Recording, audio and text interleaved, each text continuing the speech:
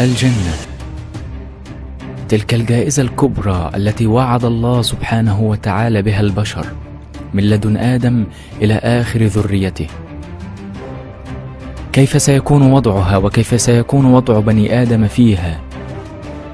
هل هي بالشكل الذي تتوارثه الأديان؟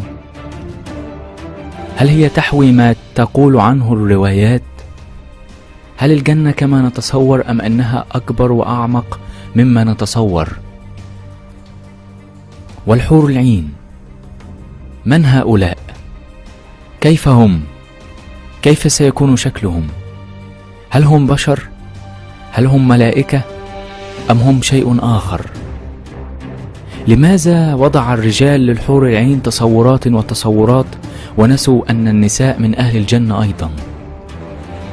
هل الصورة مختلفة عما نتصور أم أن الأمر كبير؟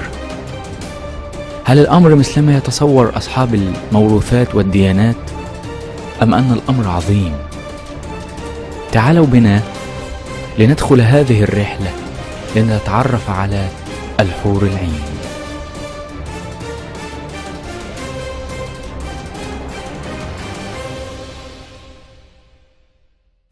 بسم الله الرحمن الرحيم. هنتكلم في الحلقة دي عن موضوع ما اتكلمناش فيه قبل كده ولا فتحناه قبل كده.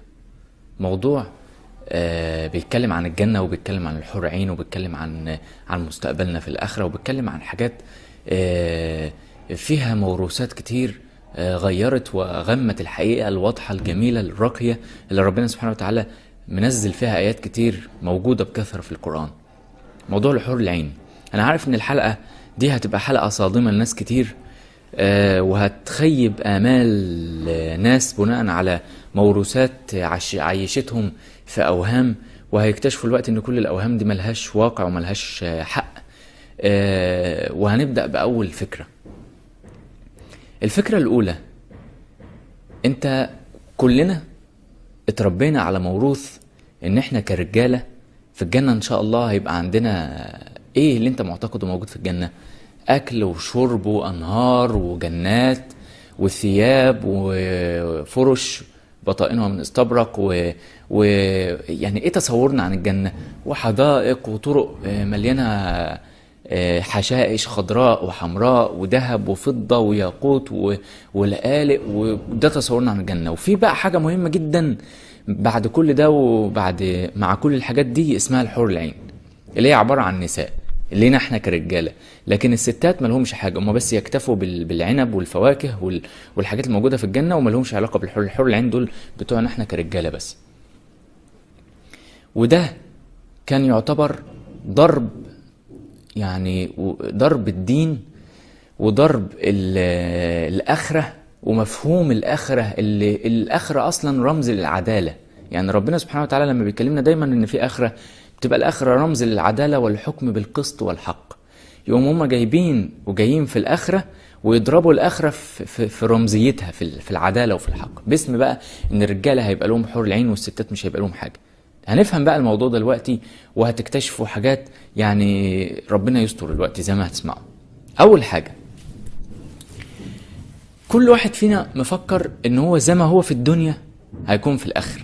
يعني أنت دلوقتي راجل ذكر وهي أنثى، أنت مفكر إن في الآخرة هتكون أنت ذكر وهتكون هي أنثى. إيه ده؟ أمال إيه اللي هيحصل؟ هو أنا مش هبقى ذكر ولا إيه؟ هو قال لك لا استنى بقى شوية كده، ركز معايا. أنت عبارة عن نفس وجسد، أنت وأنا وكل البشرية عبارة عن نفس متصل بجسد، تمام كده؟ زي الفل. الجسم هو اللي ذكر أو أنثى، لكن النفس بتاعتك وبتاعت الأنثى ليس لها جنس. يعني احنا في عالم الأنفس لسنا ذكور ولا إناث. الأنفس عاملة بالظبط زي شعلة نار كبيرة. هناخد حتة من الشعلة دي ونحطها في عود كبريت، وهناخد حتة تانية ونحطها في عود كبريت، بس العود الكبريت ده لونه أحمر والعود الكبريت ده مثلا لونه أزرق. هي شعلة النار اللي هنا هي شعلة النار اللي هنا، لكن هنا موضوعها في عود كبريت أحمر وهنا في موضوعها في عود كبريت أزرق. نفس الفكرة بالظبط من النفس والجسد. كلنا كنفس واحد، لا يوجد في النفس ذكر ولا أنثى، كلنا من نفس واحدة. ربنا بيقول خلقكم من نفس واحدة. فالنفس دي لما بتتحط في جسم ذكر بتاخد بقى طبيعة معينة او بتتنشط فيها طبيعة معينة، ولما بتتحط في جسم انثى هي نفس النفس وزوجها بتطلع لها طبيعة تانية. لكن في عالم الأنفس لا يوجد حاجة اسمها ذكر ولا يوجد حاجة اسمها أنثى. حتى ربنا سبحانه وتعالى لما جاب كلمة الذكر والأنثى قال وأنه خلق الزوجين الذكر والأنثى. كمل كده الآية من نطفة. إذن فكرة خلق الذكر والأنثى بتيجي من نطفة. يعني الشيطان ليس ذكر ولا انثى، الملائكه ليسوا ذكور ولا اناث. هتقول لي ايه، هو احنا معتبرين احنا في عالم الخلق ان الحاجه يا اما ذكر يا اما انثى؟ لا، موضوع الذكر والانثى ده مش موجود الا في عالم الاجساد الماديه اللي موجوده وسط الارض، لكن مش موجوده في بقيه العوالم. يعني لو سالتك مثلا القلم ده ذكر ولا انثى ولا مش الاثنين؟ هو القلم لا ذكر ولا انثى، بره التقسيمه اساسا. الساعه دي مثلا ذكر ولا انثى؟ الدبله دي ذكر ولا انثى، فهي اصلا بره التقسيمه دي. ربنا بيقول وانه خلق الزوجين الذكر والانثى من نطفه اذا تمنى. اذا فكره وجود نطفه موجوده بقى في كل الكائنات الارضيه زي الحيوانات والانسان، كل الكائنات اللي عندها نطاف دي اللي بيتم منها خلق فكره الذكر والانثى. لكن في الاساس في الكون في السماوات والأرض فكرة الأساس في الخلق زوجين، لكن ليسوا ذكور ولا إناث. مش معنى أن ربنا سبحانه وتعالى خلق الكون على مبدأ الزوجية إذن كل زوجين هم ذكر وأنثى، لا مش شرط. طب ما أنت جسمك عبارة عن حاجتين، أنت عبارة عن حاجتين، نفس وجسد، دول في حد ذاتهم زوجين لبعض، بس هل واحد فيهم ذكر والتاني فيهم أنثى؟ لا. إذن ربنا سبحانه وتعالى خالق الكون على مبدأ الزوجية، لكن الزوجية دي لا تعني إن لازم كل زوجين يبقوا مع بعض ذكر وأنثى. طيب، لأن الذكر وأنثى مش موجودين إلا في عالم الخلق، في العالم المادي بتاع الأرض بتاع الحياة الدنيا فقط. طيب، إذن إحنا في الآخرة لن تكون أنت ذكرا ولن تكون هي أنثى. اي نعم ان احنا هيبقى لنا اجسام جديده، ربنا بيقول بل هم في لبس من خلق جديد، يعني احنا كلنا هيبقى لنا اجسام، لكن ليست اجسام فيها اعضاء تناسليه. خد بالك من المعلومه دي. انت فكر انك في الاخره هتبقى بنفس جسمك اللي موجود في الدنيا. يعني لما يقول لك ايه حفاة عراة، يعني الناس هيبقوا في الاخره عراة وعوراتهم مكشوفه قدام بعض، اصلا مش هيبقى في عوره اصلا. لن تكون انت ذكر بالشكل الحالي ولن تكون هي انثى بالشكل الحالي. ربنا بيقول ايه؟ ربنا بيقول واذا النفوس زوجت. اذا احنا لما نكون نفس هنا بقى في مقارنه مهمه جدا. الفرق ان النفس لما بتخش في جسم في الارض في الحياه الدنيا بيبقى اسمها تركيب. ربنا بيقول في اي صوره، يعني الجسم الحالي ده صوره ما شاء ركبك. اذا الجسم الحالي هو عباره عن تركيب للنفس. النفس تم تركيبها في جسم، وده الجسم الحالي المؤقت الموجود في السوءه والموجود في العوره. لكن ربنا سبحانه وتعالى بيقول في الآخرة وإذا النفوس زوجت. النفوس زوجت يعني النفس هتدخل في جسم مطابق ومكافئ لها، يعني زوج ليها. ربنا بيقول وزوجناهم بحور عين. يعني خد بالك، اربط الآيتين ببعض. وزوجناهم بحور عين وإذا النفوس زوجت، ده معناه ان كل نفس سوف تجد زوجا لها، اللي هو جسم يعني جديد. الجسم ده من مواصفاته ان هو حور عين، يعني جسم جديد قابل للتجدد، عامل بالظبط زي دايره بينبع منها الطاقه المستمره، بعكس الاجسام الحاليه بتاعتنا اللي بتعرق واللي بيبقى فيها شعر باستمرار، واللي عايزه استحمام باستمرار، واللي عايزه نظافه باستمرار، واللي عايزه تجديد طاقه، واللي عايزه. الاجسام بتاعتنا اجسام دنيويه، لكن الاجسام بتاعت الاخره من مواصفات الجسم الاخروي اللي هو بتاع الجنه. طبعا ما بتكلمش على اجسام اهل النار، انا بتكلم على اجسام اهل الجنه. ان من مواصفات اجسام اهل الجنه انها ربنا بيقول واذا النفوس زوجت، يعني النفوس هتزوج باجسام. كل نفسي هتدخل في جسم يعتبر زوجها، يعني النفس اهي والجسم اهو هيبقوا مطابقين لبعض، مناظرين لبعض. فكل اوبشنات وامكانيات النفس هتبقى موجوده في جسم جديد بشكل جديد، بهيئه جديده، بقدرات وامكانيات جديده، بيعكس امكانيات النفس. فده هيبقى زوجها. الاثنين دول بقى اللي هو النفس واللي هتتزوج بالجسم اللي هو جسم من حور العين، دول الحاله دي هيبقى برضو لها زوج تاني. وخد بالك من حاجه، زوجتك مراتك الموجوده في الدنيا هي اللي هتبقى معاك في الاخره. بس انا هاجل الموضوع ده شويه عم اتكلم عن فكره ان احنا مش هنبقى، لا انت هتبقى ذكر ولا هي هتبقى انثى. خلينا نكمل الفكره الاولانيه. ممكن واحد دلوقتي يبدا يبرق ويقول لي ازاي اعمل حاج؟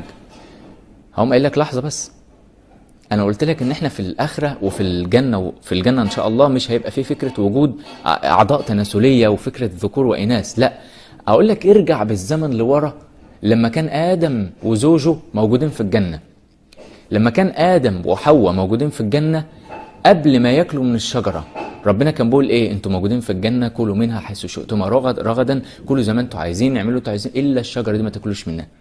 اذا ادم وزوجه في الجنه كانوا ليسوا بسوء، ما كانش عندهم سوء. يعني ده الجسم الاصلي اهو. يعني هو كان عايش مع زوجه في جنه، الاثنين من نفس العلاقه الزوجيه لكن بدون سوء، بدون اعضاء تناسليه، دي بدون سوء. وكانوا عايشين حياه زوجيه عاليه وراقيه وساميه. هي برضه لها اوبشنات عاليه بس مش بنفس المستوى الدنيوي اللي احنا عايشين فيه. اول ما كلوا من الشجره بدت لهما سوءاتهما، بدات السوءه تبرز من الجسم. اذا ده معناه ان في الاساس الجسم الاساسي بتاع الانسان ما كانش فيه سوءه، وباذن الله في الاخره وفي الجنه ان شاء الله مش هيبقى الجسم فيه سوءه علشان يحصل بيه علاقه تناسليه او علاقه جنسيه، مش هيبقى فيه الكلام ده موجود. هيبقى فيه طبعا جسم بمواصفات اعلى وباوبشنات اعلى، وبالتالي مش هيبقى فيه فرصه العلاقه الموجوده دلوقتي اللي فيها. حتى العلاقه الموجوده دلوقتي، العلاقه الحاليه الجسديه بين الرجل والمراه، هي من مقتضيات الحياه الدنيا. من مقتضيات الحياة الدنيا ان لازم الجسم تحصل فيه دورة طاقة متكاملة. جسمنا الحالي الدنيوي لازم تحصل فيه دورة طاقة متكاملة. فالجسم ده محتاج حاجتين، محتاج قيمتين: قيمة السكن عشان يسكن الطاقة المختزنة فيه، يسكنها ويحركها، وقيمة اللباس. احنا جسمنا الحالي الدنيوي محتاج قيمتين: قيمة السكن وقيمة اللباس في الحياة الدنيا. فربنا سبحانه وتعالى خلق له جسم في الحياة الدنيا برضه بيحقق له القيمة دي، قيمة السكن وقيمة اللباس. فتلاقي علاقة الذكر والأنثى الآن في الحياة الدنيا بتجري دورة الطاقة ما بين الراجل ومراته علشان يحصل قيمة السكن ويحصل قيمة اللباس في مقتضيات هذا العالم، في مقتضيات هذه القوانين. لكن في الآخرة لا انت محتاج قيمة السكن ولا انت محتاج قيمة اللباس، في قيم تانية اعلى، قيم تانية ارقى من قيمة السكن، لان جسمك اصلا مش هيبقى مريض ولا جسمك محتاج يفرغ الطاقة، ده وجسمك هيبقى اوبشنات تانية، وبالتالي مش هيبقى في داعي لوجود الاعضاء دي ولا وجود العلاقة دي. ولو لاحظنا ملحوظة غريبة هنلاقي ان زوجة ما جاتش في القرآن نهائي. يعني مفيش حاجة اسمها دي زوجتي دي غلط، الكلمة دي غلط، ما جاتش في القرآن، هي اسمها زوجي. يعني زوج بيطلق عليه في الحياة سواء كانت هي ست او هو راجل. يعني المفروض الست تقول ده زوجي وهو برضو يقول عليها زوجي. ربنا سبحانه وتعالى ما جابش زوج باللفظ المؤنث في القرآن. حتى لما الانسان لما ربنا سبحانه وتعالى خاطب النبي في التحدث مع زوجاته ما جابش كلمة زوجاته دي، قال مثلا بيقول يا أيها النبي قل لأزواجك، أزواج، وبيقول برضو تبتغي مرضات أزواجك، وبيقول إنا أحللنا لك أزواجك. إذن ربنا سبحانه وتعالى بيعتبر مراتك، بيعتبرها كنفس بقى. يعني هو ليه ما بيقولش زوجات؟ ليه ما بيخليش مراتك بلفظ الزوج زوجة؟ لأنه بيتكلم عليها كنفس، هي كنفس زوج ليك وانت كنفس زوج ليها. فبيقول خلقكم من نفس واحدة وخلق منها زوجها، ما قالش وخلق منها زوجتها. ما فيش حاجة اسمها زوجة أصلا، لأن في عالم الأنفس قلنا لا يوجد ذكر ولا أنثى وكل الأنفس واحد. بس الفكرة عاملة ازاي؟ لما يكون قدامنا شعلة النار كده، خدت أنا من عود الكبريت ده، خدت منها شعلة نار صغيرة بقت هي موجودة اهي من الشعلة الكبيرة. شعلة النار اللي انا خدتها في عود الكبريت ده رحت جايب عود كبريت تاني في شكل مثلا جسم انثى وخدت منها شعلة نار. فشعلة النار اللي هنا اللي كانت هنا اتخذت منها شعلة النار اللي هنا، فهم الاثنين زوجين لبعض، لا ده ذكر ولا ده انثى. لكن الجسم بقى المادي الارضي المؤقت هو ده اللي بيسمي ده فلان ودي فلانه. لكن هم ربنا سبحانه وتعالى لما بيتكلم عليهم في القرآن بيقول ان ده زوج ده وده زوج ده، مفيش حاجه اسمها زوجه. دي حاجه. ولو احنا تساءلنا طب الحور العين قالوا ان هم للرجاله، وطبعا حور العين اصلا مش قصه، مش نساء من اساسه. انت جسمك ان شاء الله في الجنه هيبقى هو حور عين. حور عين يعني ايه؟ يعني اوبشنات ومواصفات جديده بتخلي. هي اصلا كلمه حور عين دي جايه من ايه؟ حور جايه من يحاور، انه ظن ان لن يحور الحواريين. دي معناها كلمه الله يسمع تحاوركما. تحاور وحاور ويحور وحواريون جاي منها حور لأنها نفس الجذر. عين انت عارف طبعا العين العين اللي هي ربنا بيقول فانفجرت منهما 12 عينا، انفجرت منها 12 عينا. العين اللي هي مصدر دائم ومورد دائم للماء. لما بيكون عندنا عين زمزم، عين موسى، عين ايا كان اسم العين، العين هي مصدر دائم ومورد دائم بيخرج الطاقة او الماء. طيب هي بقى ربنا سبحانه وتعالى بيقول حور عين، ولو بصيت في نظرة غريبة هتلاقي ان لم يرد لفظ الحور عين في القرآن إلا 3 مرات بس. يعني احنا معتبرين الجنة كلها حور عين، وكل واحد هيبقى عنده 70 من الحور العين، واللي عنده 100، والراجل هيؤتى قوة 100 راجل في الدنيا بحيث ان هو يشتغل بقى في الخيم ويروح لدي ويخلص في دي، وتعتبروا الجنة سوق من أسواق الممارسة يعني بصراحة ده طعن في دين ربنا وفي عدالة ربنا في الآخرة. والستات هم اللي هيبقوا في الخيم، ما لهمش علاقة، الرجالة هم اللي رايحين يشتغلوا والستات بره التقسيمة. يعني هو كده الموضوع كده، ده حكم الذكور في تفسير دين الله وفي الافتراء على الله. حد اللي مش عاجبه مش عاجبه، لكن الكلام ده كله غلط. ربنا سبحانه وتعالى لما اتكلم عن الحور العين قال ان حور عين دي ما جاتش في القرآن الا 3 مرات بس. تخيل كلمة حور عين اللي احنا معتبرينها الجنة كلها حور عين، لم يرد لفظ الحور العين الا 3 مرات. وكمان بيبقى بيتكلم عن وصف الجسم. حور العين وصف جسمك في الآخرة، وصف الفاكهة اللي هتاكلها، وصف الخيرات اللي هتبقى حواليك، الأشجار اللي هتبقى حواليك، كلها حور عين. يعني ايه كلها حور عين؟ يعني دوائر متجددة مستمرة لا تنقطع. ربنا مثلا لما وصف الفاكهة قال وفاكهة كثيرة لا مقطوعة. يعني انت لما بتاخد ثمرة من الشجرة، لما انت بتاخد مثلا ثمرة تفاح من الشجرة، خلاص ما عادش في ثمرة، انت قطفتها فخلاص ما عادش في مكانها.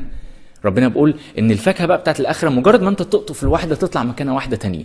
يعني حور عين، يعني كأن الجذع بتاع الشجرة عين زي عين المية اللي بتطلع مية متجددة. مهما تاخد مية، المية زي حنفية مفتوحة ما بتوقفش، بتاخد انت المية وتفضل المية بتطلع. نفس الفكرة، تاخد الشجرة، تاخد الثمرة من الشجرة، تلاقي الشجرة راحت عاملة نظام وسيستم تم خلقها بقى اسمه حور عين. يعني تم إعادة تدوير دايرة جديدة في الشجرة، فراحت طالعة بالعين بتاعتها، راحت طالعة ثمرة جديدة. فربنا بيقول وفاكهة كثيرة لا مقطوعة، مهما انت تقطع من الثمرة وتقطف مش هتخلص، لا مقطوعة ولا ممنوعة.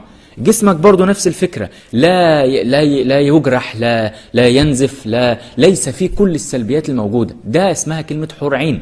فربنا سبحانه وتعالى لما وصف الأجسام والمخلوقات في الجنة وصفها بحور عين. ده أصلا وصف لزوجتك كمان، يعني باعتبار كلمة زوجتك كمان في الآخرة إن شاء الله جسمها نفسه هيبقى جسم حور عين، وانت جسمك هيبقى جسم حور عين. مش معناها زي ما هم بقى قالوا، مش عايزين نقول هم قالوا عشان المواصفات اللي هم قالوها بصراحة يعني ذكورية بطريقة شهوانية، ما فيهاش أي وجه من أوجه العدالة أو الرحمة الإلهية بينا كلنا كبشر، سواء كنا ذكور أو إناث. طيب لنفترض بقى دلوقتي إن في واحد مات عازب، أو طفل مات وهو طفل، يعني ما شافش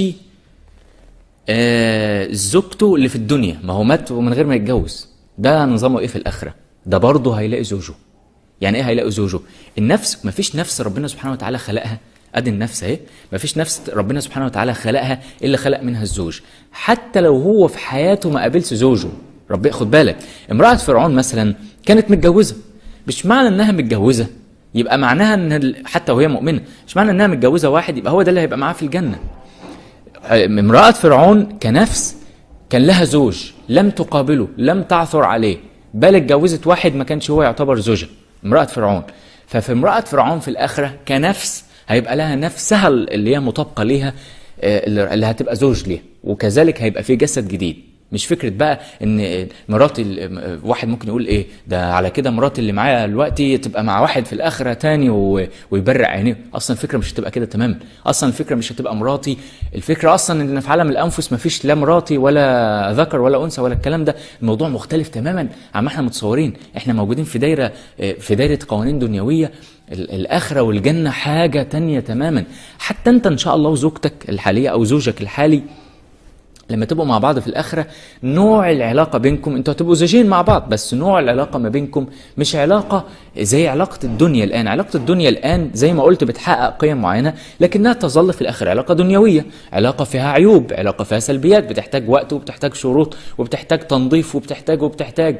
لكن هناك في الآخرة ربنا سبحانه وتعالى بيقول إن أهل الجنة لهم ما تشتهي الأنفس وتلذ الأعين. يعني احنا هيبقى لنا بس الأنفس بقى اللي زوجت، ربنا بيقول وزوجناهم بحور عين وإذا النفوس زوجت. الجسم الجديد بقى الراقي الأصلي بتاع النفس ده بقى اللي هيشتهي، وده اللي هيبقى عايز يشوف حاجات ربنا سبحانه وتعالى بقى خلقها لنا في الجنة بشكل أفضل وأرقى بكتير مما موجود عليه الآن في الحياة. فنكمل الفكرة بتاعت لو في طفل مات وهو طفل، أو واحد عازب مات، أو واحدة ما اتجوزتش طول عمرها، أو في الجنة ده هيبقى مصيره ايه؟ ده طبعا هيبقى له زوج. هو كل انسان كل نفس هيبقى لها الزوج اللي هي وجدت منها او اتعملت منها، هتبقى موجودة في الاخر. بس زي ما بنقول العلاقة مش هتبقى زي العلاقة الحالية، بل هتبقى علاقة ارقى من كده بكتير. طيب ربنا سبحانه وتعالى دايما بيأمرنا في الدنيا ان احنا نحفظ الفروج كل الاماكن. لو احنا بصينا لها من زاوية الطاقة، كل الفتحات اللي في جسم الانسان اللي بتدخل وبتخرج طاقة: العين، الأنف، الفم، الأذن، السوءة، كل السوءتين، قبل والدبر، يعني كل الأماكن الفتحات اللي في جسم الإنسان أو في الجسم الحالي اللي بتدخل وبتخرج طاقة، دي اسمها الفروج. جاء من فرجة يعني حاجة، يعني فتحة. الفتحات الموجودة في جسم الإنسان، عينك هي عبارة عن فتحة، بدل ما يبقى جسمك راسك مقفولة بيبقى فيها فتحة، فتحة العينين، فتحة الودان، وهكذا، فتحة الفم. الفتحات الموجودة في الجسم اللي هي مداخل ومخارج الطاقة دي اسمها فروج. ربنا سبحانه وتعالى بيأمرنا ان احنا في الحياة الدنيا نحفظ الفروج إلا على أزواجنا. حتى بقول لك الذين هم لفروجهم حافظون إلا على ايه؟ أزواجهم، مش على زوجاتهم، إلا على أزواجهم. لأن مراتك أو زوجتك الحالية كنفس هي من نفسك، فما فيش حاجة اسمها ذكر وأنثى في الموضوع. المهم في الآخرة بقى احنا عندنا الآن في جسمنا فروج كثيرة ومطلوب، والفروج دي لازم بتحتاج اهتمام وبتحتاج تنظيف وبتحتاج عناية، سواء كان الفم ولا الأذن ولا كل الفتحات اللي في جسم الإنسان اللي هي بتدخل وبتخرج طاقة، دي اسمها فروج، محتاجة عناية ونظافة باستمرار، وبتحتاج تتقفل في وقت وبتتفتح في وقت. يعني انت عينيك بتتقفل بالليل وبتتفتح بالنهار، ما تقدرش تفضل فاتح فرج العين طول النهار. يعني فتحة العين ما تقدرش تفضل فاتحها طول ال 24 ساعة، لازم بتقفلها في وقت بتنام فيه وتفتحها في وقت. والأذن وكل الفتحات بتاعت الجسم اللي هي مداخل ومخارج الطاقة محتاجة انها تبقى تتقفل في وقت وتتنظف في وقت. طب هل بقى في الآخرة، في جسم الآخرة اللي هو ربنا بيقول عليه بل هم في لبس من خلق جديد، اللي هو جسم اللي بيمثل حور في حد ذاته وعين متجددة، هل الجسم ده هيبقى فيه فروج؟ طبعا هيبقى فيه عين، لأن ربنا بيقول لهم فيها ما تشتهي الأنفس وتلذ الأعين، يعني هيبقى فيه عين. لكن هل بقى هيبقى فيه فتحات محتاجة تنظيف ومحتاجة عناية ومحتاجة تتقفل في وقت وتتفتح في وقت زي الفتحات الموجودة في جسم الإنسان الحالي؟ لا، مش هيبقى موجود. الفروج دي موجودة في أجسامنا الدنيوية فقط، وليست هتبقى موجودة في أجسامنا اللي هتبقى في الجنة إن شاء الله. فالعلاقة هناك هتبقى علاقة أعلى وأرقى وأمتع وألذ مما هي عليه في الدنيا. طيب كده مش فاضل لنا إلا إن احنا نجيب الآيات بقى بتاعت الحور العين في القرآن، كل الآيات اللي استدلوا بيها على الحور العين وأوصافها، عشان نفندها كده ونشوف هل دي بتتكلم عن ستات ولا بتتكلم عن نظام وسيستم بيوصف طريقة الخلق في الجنة. عشان تعرف بقى ان كل الآيات اللي بتتكلم عن الحور العين وأوصافها في القرآن اللي لصقوها في النساء، يعني اعتبروها نساء، كلها افتراء وكذب على الله سبحانه وتعالى. مبدئيا عندنا 4 صور ورد فيهم ذكر الحور العين أو صفات أو مقتضيات الموضوع ده. سورة الرحمن ووردت فيها في موضعين، سورة الواقعة ووردت فيها في موضعين برضو، سورة الصاد وسورة الصفات. بس كده، يعني احنا عندنا اهو الحور العين أو المقتضيات بتاعتهم وردت في 4 صور في القرآن.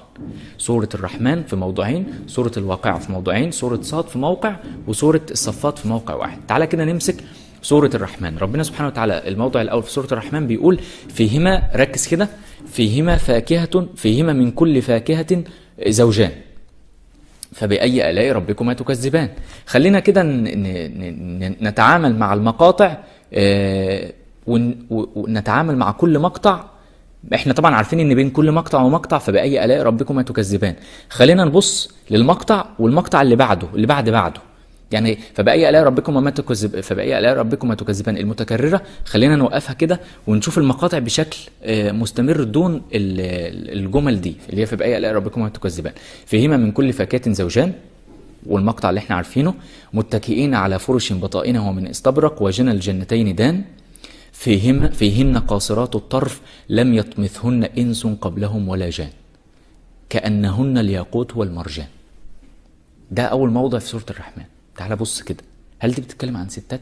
شوف مطلع الآية، فيهما من كل فاكهة زوجان، بتتكلم عن فاكهة. وبعدين قال إيه؟ متكئين على فرش بطائنها من استبرق، يعني بتكلم عن فاكهة وفرش.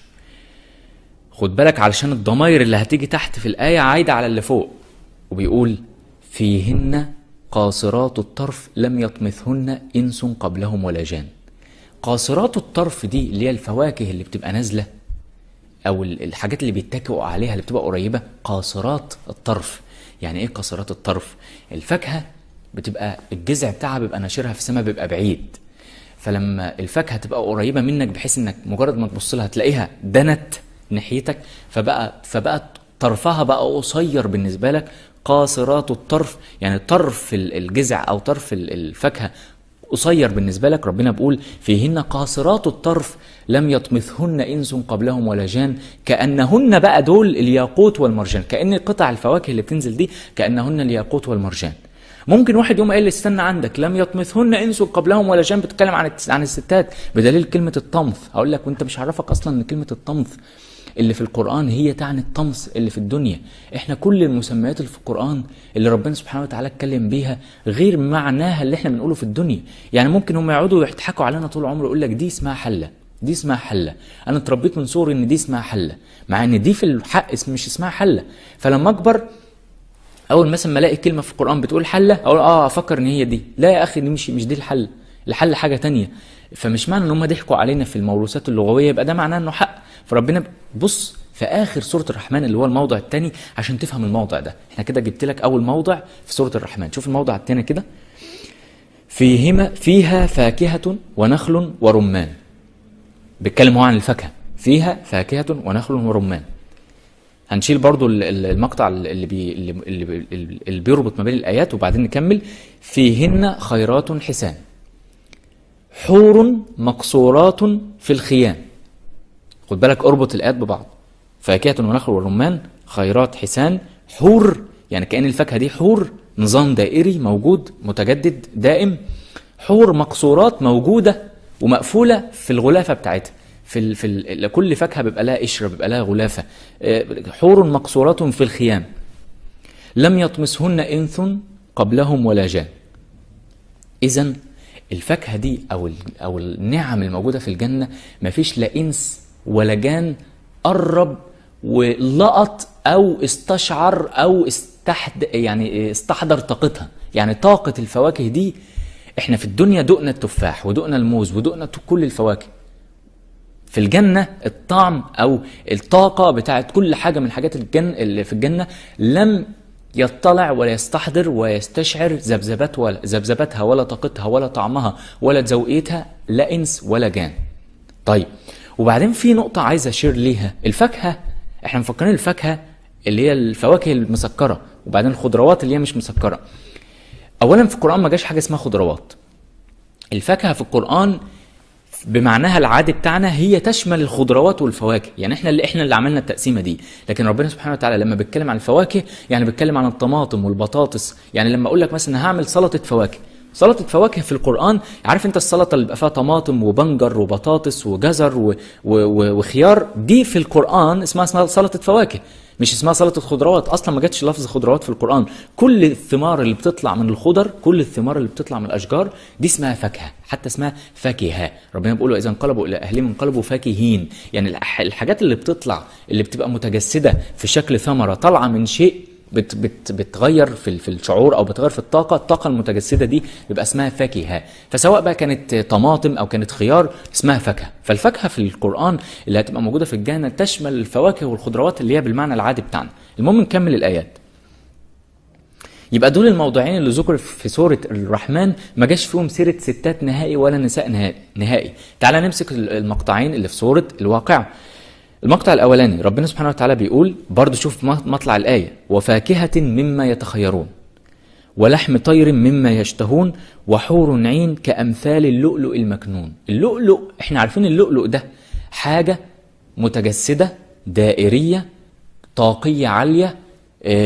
ليه اصلا الناس سعر اللؤلؤ عالي وسعر الياقوت والمرجان الحاجات دي عالي؟ لان دي تكتلات طاقية صغيرة مبهرة للعين وبتسحب الطاقة الخبيثة او الوحشة الموجودة في المكان، وبتبقى موجودة في البحر بيستخرجها الناس من البحر. ربنا بقى شبه الحور العين باللؤلؤ والمرجان كأنهن اللؤلؤ المكنون. اللؤلؤ حاجة دائرية. ازاي انا هشبه امرأة بلؤلؤ؟ المرأة تتشبه يعني المرأة تتشبه بتشبيه تاني غير اللؤلؤ، لكن اللؤلؤ ده حاجة دائرية شبه الفاكهة بالظبط في شكلها الدائري. طيب ده الموضوع الاولاني في سورة الواقعة. الموضوع الثاني برضو شوف مطلع الموضع ده: وماء مسكوب وفاكهة كثيرة. فاكهة كثيرة لا مقطوعة ولا ممنوعة وفرش مرفوعة. سؤال بقى بسيط، شوف بقى الآية الجاية: إنا أنشأناهن إنشاء فجعلناهن أبكارا عربا أترابا لأصحاب اليمين. بالله عليك بأبسط درجات المنطق، إنا أنشأناهن إنشاء. شوف الضمير بتاع أنشأناهن دي عايد على مين؟ أكيد عايد على اللي في الآية اللي قبلها أو الآية اللي قبلها. مش هيبقى عايد على حاجة في سورة تانية. إن ربنا بيقول وفاكهة كثيرة، حلو، وفرش مرفوعة. إنا أنشأناهن إنشاء فجعلناهن أبكارا عربا أترابا لأصحاب اليمين. إذن يا إما الضمير عايد على الفاكهة، يا إما الضمير عايد على الفرش، يا إما الضمير عايد على الاثنين مع بعض. لكن إيه اللي خلى الضمير عايد على ستات؟ مفيش ستات أصلا في السورة ولا في الآية. يبقى الموضوع عربا أترابا لأصحاب الأبكار. هيقول لك أبكار البكر، أيوة يا أبوها البكر برضو. طب ما أنت عندك وقت البكور بكرة وعشية. البكر يعني مطلع الحاجة، مطلع استخدام الحاجة، ما حدش استخدمها، ما حدش شمها، ما حدش تذوق طاقة الخيرات الموجودة في الجنة. فإيه دخلها برضو بالستات؟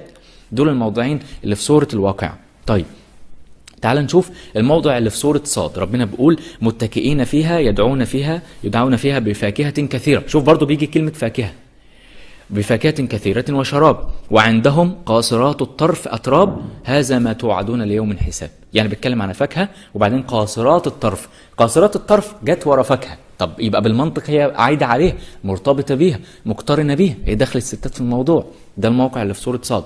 الموقع اللي في سورة الصفات ربنا بيقول بيضاء لذة للشاربين اللي هي يطاف عليهم بكأس من معين، بيضاء لذة للشاربين لا فيها غول ولا هم عنها ينزفون وعندهم قاصرات الطرف عين كأنهن بيض مكنون. هل ينفع ان انا اشبه انسان ببيض مكنون؟ يعني البيض المكنون بيبقى حاجة دائرية كامنة مكنونة، تحس انها محروسة بطاقة معينة. ربنا سبحانه وتعالى بيشبه قاصرات الطرف وهي موجودة اللي هي الفواكه والخيرات الموجودة في الجنة كأنهن بيض مكنون. ايه دخل دي في الحور العين؟ ايه دخل دي؟ اصلا ما فيش هنا لفظ حور عين اهو. يعني هو قال لك قاصرات الطرف كأنهن بيض مكنون، وبيقول في آية تانية ما فيش دخل. يعني الحور العين نفسها حتى لم تتكرر في القرآن الا 3 مرات، اما قاصرات الطرف برضه جت 3 مرات وما لهمش علاقة ببعض. دي سكة ودي سكة تانية. طيب إذن الموقع الرابع اللي في سورة الصفات بيقول وعندهم قاصرات الطرف عين كأنهن بيض مكنون، برضه ما فيش دخل فيها للستات. وبالمناسبة كل النعم دي للذكور والإناث. يعني قاصرات الطرف، ما هي مراتك في الجنة هيبقى عندها قاصرات الطرف عين تاكل منها زي ما انت برضه هتاكل منها. ربنا ما قالش ان الحاجات دي اللي هي حور مكسورات في الخيام او حور عين كأمثال اللؤلؤ، ما قالش ان دول للرجالة. اصلا مش هيبقى في فكره رجاله، هم لكل اهل الجنه. الجنه بكل اوبشناتها لكل اهلها، سواء بقى كانوا في الدنيا ذكور ولا كانوا اناث. ده مش قصتنا دلوقتي، قصتنا بقت ارقى من كده. وبرضه المواضع بقى الواحده ربنا سبحانه وتعالى بيقول حدائق واعناب وكواعب اترابا. وبمناسبه كواعب اترابا لانه برضه هم فسروها تفسير شهواني، اترابا دي يعني انواع متعدده، يعني المعادن المختلفه، الطعم المختلف. ممكن التفاح يبقى له كذا طعم، الموز يبقى له كذا طعم وله كذا نكهة. أتراب الفراولة تبقى بكذا طعم، الفراولة نفسها بكذا طعم.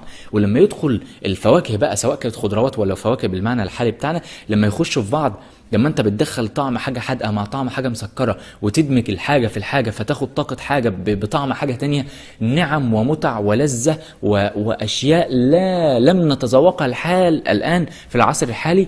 يعني نعم ربنا سبحانه وتعالى لأهل الجنة، لعباده الصالحين. حاجة الواحد مشتاق، الإنسان يعني مشتاق يشوف مظاهر آيات خلق ربنا سبحانه وتعالى. لما بتناقش مع زوجتي في الموضوع ده، موضوع الحور العين وإسقاطه على الواقع الحالي، بتقول لي الرجالة أو الرجالة اللي صاغوا فهم الدين في العصر الحالي خلوه دايما تعدد، حور عين ليهم، حتى كل حاجة بقت مرتبطة إن الراجل يعني بيفسر الدين بالتفسير الشهواني.